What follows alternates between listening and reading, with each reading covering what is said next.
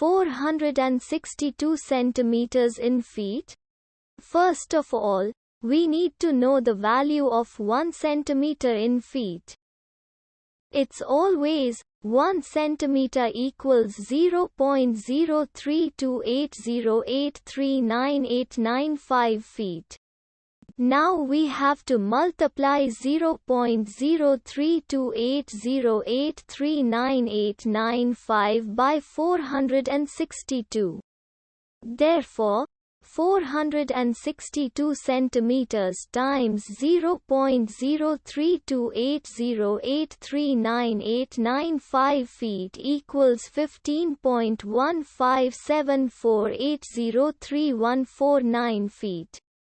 So, in other words, 462 centimeters equals 15.15748031449 feet.